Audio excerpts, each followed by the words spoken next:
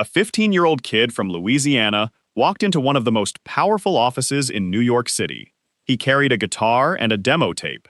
We had no connections, no manager, no money. The man behind the desk was Alan Freed, the most influential disc jockey in America, the man who coined the term rock and roll. And somehow, impossibly, Freed listened. That kid would go on to open the most famous nightclub on the Sunset Strip. He'd record a live album that outsold studio records by some of the biggest names in music. He'd survive the British invasion when nearly every other American rock artist disappeared. He'd discover a vocal group that won Grammy after Grammy. He'd sign a teenage songwriter whose songs would later be called the greatest torch music ever written. He'd build one of the most successful independent record labels in America. He'd sell over 30 million records. And then he'd quietly walk away from all of it. Most people alive today have heard his music. They've hummed his melodies. They've tapped their foot to his guitar riffs. Almost none of them know his name. This isn't just the story of Johnny Rivers. It's the story of a musician who kept making history while somehow becoming one of rock's most overlooked legends. And by the end of this video, you'll understand why he might be the most important musician that rock and roll forgot. John Henry Ramostella was born on November 7, 1942, in New York City. His parents were Italian immigrants. His father worked odd jobs. His uncle taught art at Louisiana State University. When Johnny was 5, his father lost his job. The family packed everything and moved south to Baton Rouge, where that uncle had arranged work, painting houses, and restoring furniture. It wasn't glamorous, but Baton Rouge gave Johnny something New York never could. Louisiana in the late 1940s was a collision of sounds. Blues spilling out of juke joints, Fats Domino on the radio, Jimmy Reed, Irma Thomas singing at school dances, country music drifting through screen doors. And at home, Johnny's father and uncle played Italian folk songs on mandolin and guitar. By age 8, Johnny had picked up a guitar. His father taught him the basics. His uncle added a few tricks. But Johnny learned fastest by sitting alone with the radio, trying to copy what he heard. No formal lessons, no music theory, just a kid in a small Louisiana house, bending strings until the notes matched. By junior high, he was sneaking into clubs to sit in with local bands. When Fats Domino or Jimmy Reed played at school dances at Baton Rouge Junior High, Johnny watched every move. He memorized their phrasing. He studied their hands. The drive to make his own music became something closer to obsession. One of the local bands he joined was called the Rockets, led by a kid named Dick Holler, who'd later write Abraham, Martin, and John, one of the most iconic songs in American history. But at the time, they were just teenagers making noise on a Friday night. Johnny formed his own band, the Spades, and recorded his first song at 14. It went nowhere. He recorded a second. That went nowhere too. The talent was obvious to anyone who heard him play. The opportunity wasn't. In 1958, 15-year-old Johnny Ramostella made a decision that would reshape his entire life. He traveled to New York City, alone. He walked into the offices of Alan Freed at the Brill Building on Broadway. Freed was the biggest name in radio. He'd popularized rock and roll as a phrase and a movement. He didn't take meetings with teenagers from Louisiana. But Johnny drew on everything a 15-year-old could muster. He introduced himself, said he had a band, and asked Freed to listen.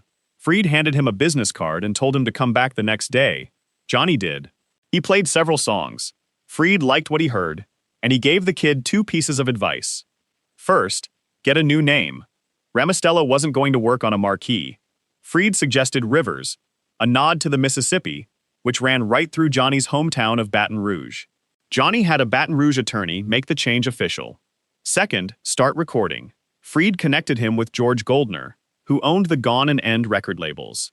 Johnny cut his debut single, Baby Come Back, arranged by Otis Blackwell, the man who'd written Don't Be Cruel for Elvis.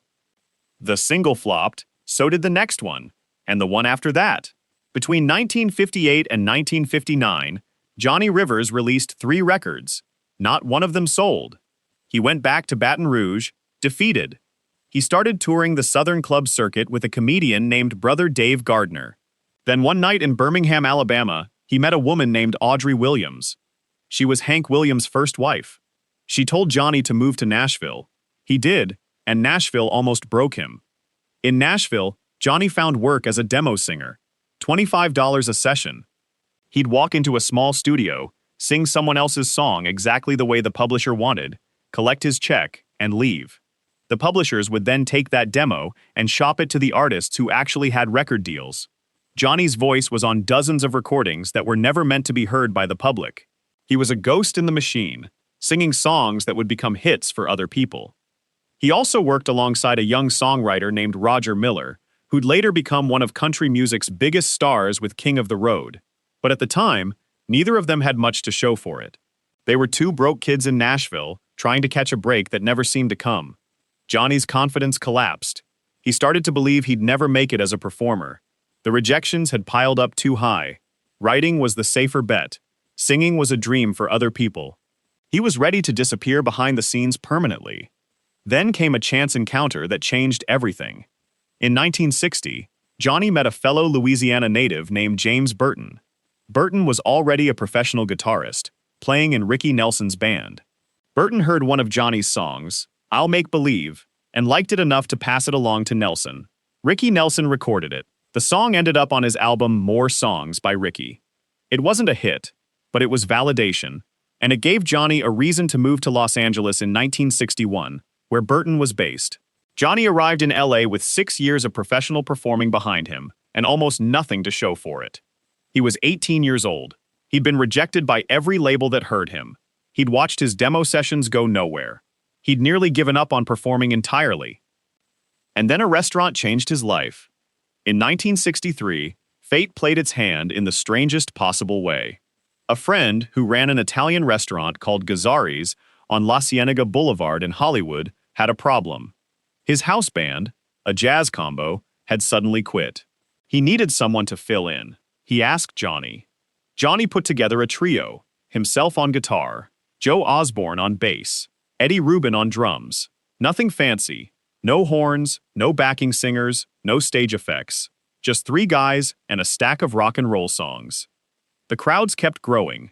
Lines stretched down the stairs. They needed a doorman.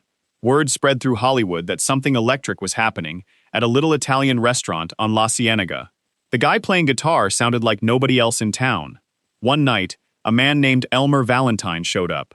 Valentine was a former Chicago cop who'd recently sold his interest in a nightclub called PJ's. He'd visited a Parisian discotheque the previous year and came back with a vision for something new on the Sunset Strip. Valentine offered Johnny a deal. Come be the house band at a club he was opening. It was going to be called the Whisky A Go-Go. On January 15, 1964, Johnny Rivers took the stage for opening night. The club sat at 8901 Sunset Boulevard, a converted bank building. Valentine had installed cages above the dance floor, where women in boots and miniskirts danced, while a DJ spun records between sets. It was unlike anything Los Angeles had ever seen. Johnny played the hits everyone knew, Chuck Berry, blues standards, rockabilly covers, but he played them with a ferocity that turned casual listeners into fanatics. His guitar tone was drenched in reverb. His voice had a raw, reedy quality that cut through the noise of the room. He didn't just perform songs, he attacked them. The room held a few hundred people. Within weeks, the line to get in stretched around the block. Valentine's go-go dancers became a sensation of their own. The go-go craze swept the country, and it started right there.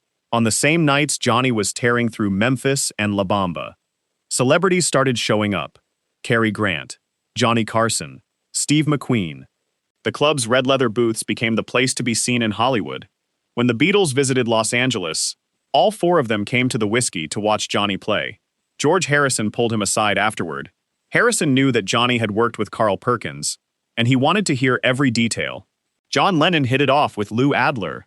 For one night, the biggest band in the world sat in a nightclub on the Sunset Strip, watching a kid from Louisiana do what they did, just differently.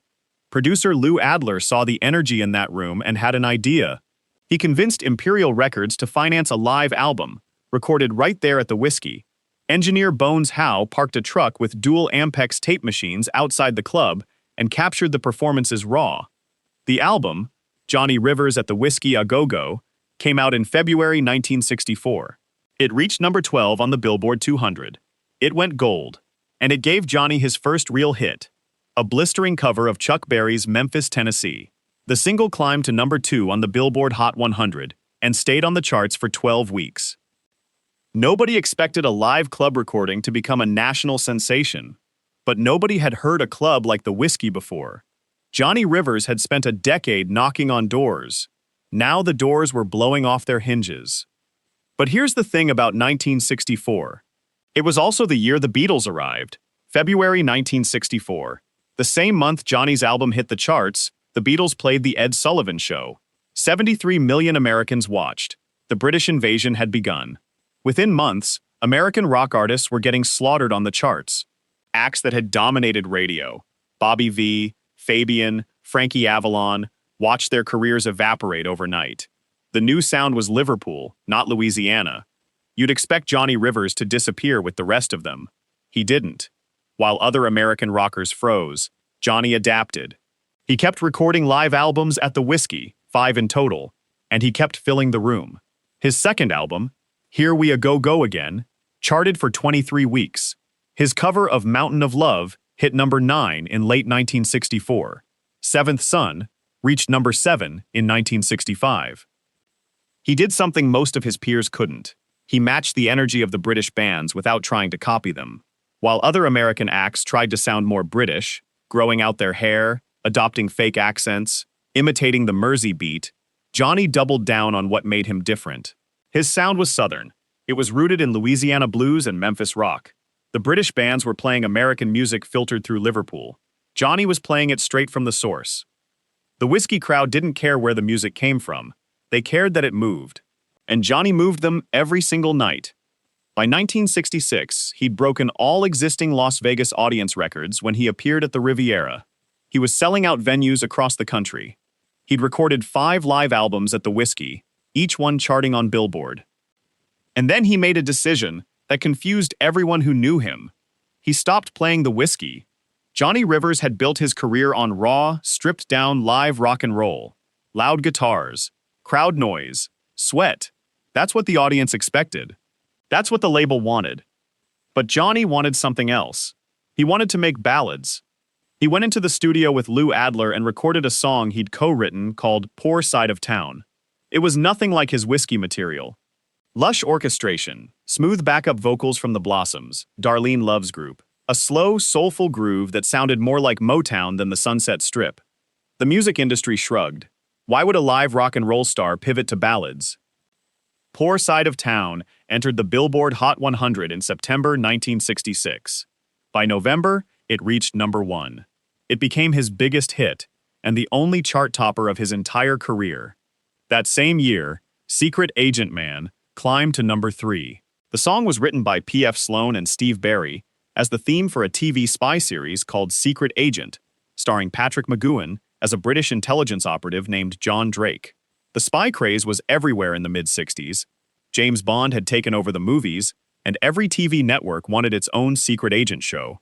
But it was Johnny Rivers' recording that captured the sound of that obsession. Those opening guitar licks, sharp, twangy, dripping with danger, became one of the most instantly recognizable riffs in rock history. 50 years later, you hear those first 4 notes, and you know exactly what song it is. Think about that for a second. In the same year, Johnny Rivers had the number 1 pop ballad in America and one of the most iconic rock songs ever recorded. 2 completely different styles. 2 completely different audiences. Both massive. Most artists spend their whole career trying to master one sound. Johnny was casually dominating 2 at the same time. He followed those up with Motown covers that proved he could sing soul as well as anyone. Baby, I Need Your Lovin', originally a 4 Tops hit, reached number 3 in 1967 with Johnny's version. The Tracks of My Tears, Smokey Robinson's masterpiece, made the top 10 the same year. Johnny wasn't just covering these songs, he was reimagining them, filtering them through his own voice and guitar in a way that stood alongside the originals. In June 1967, he performed at the Monterey Pop Festival, one of the defining cultural events of the decade. He took the stage on opening night. The same weekend, Jimi Hendrix set his guitar on fire. Janis Joplin screamed her way into legend. The Who destroyed their equipment. Ravi Shankar introduced Western audiences to Indian classical music, and Johnny Rivers played his set alongside all of them. Part of a festival he'd actually helped co-found alongside Lou Adler, John Phillips of the Mamas and the Papas, and Paul Simon. But Johnny Rivers wasn't done reshaping his career, because his next move had nothing to do with singing at all. In 1966, while Poor Side of Town was climbing the charts, Johnny did something almost unheard of for a performer his age. He started his own record label. He called it Soul City Records. He was 23 years old. The music industry ran on major labels: Columbia, RCA, Capitol, an independent label started by a nightclub singer from Louisiana. Nobody gave it much of a chance. But Johnny had an ear that went beyond his own music. He'd been paying attention. He knew talent when he heard it. One of the first things he did was sign a young songwriter named Jimmy Webb. Webb was barely out of high school. He'd been working as a staff songwriter at Motown, a white kid from Oklahoma surrounded by the greatest black songwriters in America. Webb had talent, but nobody at Motown knew what to do with him. Johnny did. He was the first writer signed to Rivers Music Publishing, the publishing arm of Johnny's growing empire. He recorded Webb's song, By the Time I Get to Phoenix, on his 1966 album Changes. The song was inspired by Webb's painful breakup with a girl named Susie Horton, a high school sweetheart who'd left him to work as a dancer in Lake Tahoe. Webb poured that heartbreak into a 3-verse structure unlike anything on the radio. No chorus. Just a man driving away from a woman, imagining her finding his goodbye note at different points along the highway. An advance copy of that album reached Capitol Records. A guitarist and singer named Glenn Campbell heard Johnny's recording while driving in his car, and immediately knew he could turn it into a hit. He did. Campbell's version won 2 Grammy Awards and launched his career into the stratosphere. The song was later ranked number 20 on BMI's Top 100 Songs of the Century. Frank Sinatra called it the greatest torch song ever written. But Glenn Campbell's hit existed because Johnny Rivers recorded it first. Jimmy Webb went on to write Up, Up and Away. He wrote Wichita Lineman. He wrote MacArthur Park. He wrote Galveston. At one point in the late 60s, Webb had 5 top 10 hits within a 20-month stretch. All of it started because Johnny Rivers gave a teenage songwriter his first real shot. But Webb wasn't the biggest discovery Johnny made. Around the same time he signed Jimmy Webb, Johnny auditioned a vocal group called the Versatiles. 5 singers from Los Angeles: Lamonte McLemore, Marilyn McCoo, Florence LaRue, Ronald Townsend, and Billy Davis Jr. They were talented, but unsigned. Nobody at the major labels knew how to market a black vocal group that didn't fit neatly into Motown's sound. Johnny signed them to Soul City Records. He suggested they change their name. They became the Fifth Dimension. Their first single flopped. Their second made a small dent. But their third release, Jimmy Webb's Up, Up and Away, exploded. It hit number 7 on the Billboard Hot 100 and won the Grammy for Record of the Year. Think about what just happened. Johnny Rivers' label released a song written by a songwriter Johnny Rivers had discovered, performed by a group Johnny Rivers had signed and renamed, and it won the Grammy. The Fifth Dimension went on to record Aquarius, Let the Sunshine In, which became one of the biggest #1 hits of 1969. They scored Wedding Bell Blues, another #1, One Less Bell to Answer, Stone Soul Picnic, Sweet Blindness, 20 top 40 hits between 1967 and 1973. Marilyn McCoo and Billy Davis Jr. became household names. The group's blend of sunshine pop, psychedelic soul, and Broadway-scale vocal arrangements sounded like nothing else on the radio. And it all started because a nightclub singer from Louisiana listened to 5 unknown vocalists in a rehearsal room and heard something nobody else did. Johnny Rivers produced their early albums. He won 2 Grammy Awards for his work with the group, Record of the Year and Producer of the Year. Let that sink in. A guy who started as a demo singer making $25 a session was now winning Grammys for producing other people's music. Some of his biggest achievements as a musician weren't even his own songs. That's the part of the Johnny Rivers story that most people miss entirely. With the help of a young David Geffen, Rivers eventually sold Soul City's catalog to Bell Records in 1970, but he kept the name. He'd earned it. By the early 1970s, the music industry was shifting again. The Sunset Strip era was fading. Psychedelic rock gave way to arena rock. Singer-songwriters replaced guitar heroes. Disco was coming. Johnny kept recording. In 1972, his cover of Rockin' Pneumonia and the Boogie Woogie Flu hit number 6, his first major hit in years. In 1977, Swayin' to the Music, Slow Dancin', reached the top 10. It was smooth and sensual, miles from the raw energy of the Whisky days. But something had changed. Not in the music. In Johnny. He stopped chasing hits. He stopped chasing fame. He started turning down tours. He played fewer shows. He became selective about recording. The music industry of the late 70s was built on reinvention through spectacle. Glam, punk, disco, each one louder and more theatrical than the last. Johnny had no interest in putting on a costume. Others fought for relevance. They chased trends, changed their image, begged for radio play. Some succeeded for a while. Most didn't. Johnny chose something different. He chose to step back on his own terms, at a time when he still could. You could call it a decline, but that misses the point. A decline implies you're falling. Johnny wasn't falling, he was choosing. By the time most artists reach their 30s, they've burned through their ambition. They cling to whatever made them famous and hope it still works. Johnny had already been a nightclub sensation, a chart-topping pop star, a ballad singer, a label founder, a Grammy-winning producer, and a talent scout who reshaped American music. He didn't need to prove anything else.